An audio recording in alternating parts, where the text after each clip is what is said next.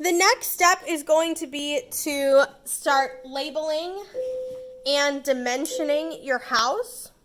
So the first thing you're going to be doing is you're going to label each room. So for my case here, I'm going to look here and start with, I'm going to call it the music room. Try to write it really nicely and legibly.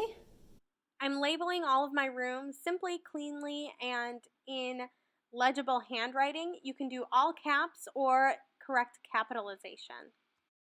You're going to do this to every room of the house, upstairs and downstairs, so that everyone can kind of know what they're looking at.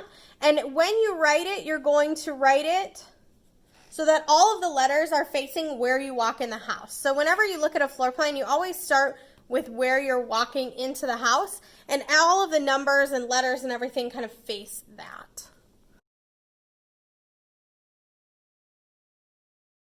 When you're done labeling all of your rooms here, what you're going to be doing is putting in the very last part, which is the measurements. So you're going to be measuring each room, and you're going to put in a line going widthwise with a little arrow at the end.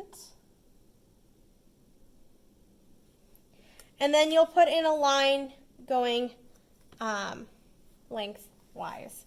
So here we've got, I'm going to count these. So this is 16 feet. And feet is measured just by the one line. And then I'm going to measure from here all the way until it hits my stairs. So that's the next measurement, is from one end of the room all the way to the other.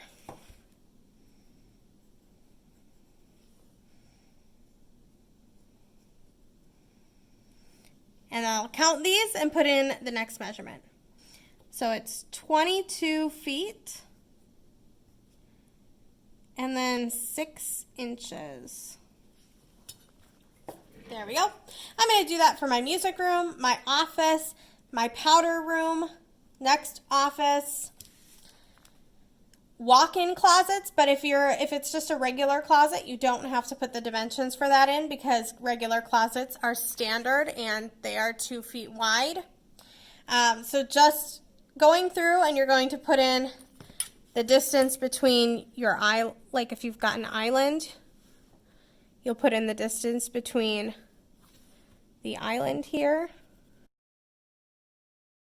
And then you'll start putting in those. So if you've got kind of big areas here, I would do your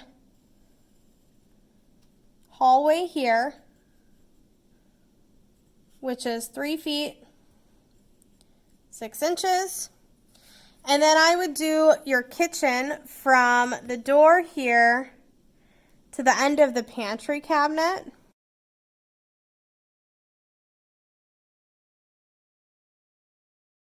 Because then you've got your 6 inches, or your 3 foot 6 inches here, and then you'll continue it into the dining room, where I'll just measure out kind of that post area and get that going there. And then you'll do the same thing for your stairs. You'll measure how wide they are. And then you don't have to measure the length, because they can tell how many feet each stair is. You'll do the same for your foyer. And then you're going to do an overall measurement across, and then an overall measurement in depth. And then you'll put your measurements into the garage and upstairs. So this is more just like counting boxes and squares and putting those into your floor plan.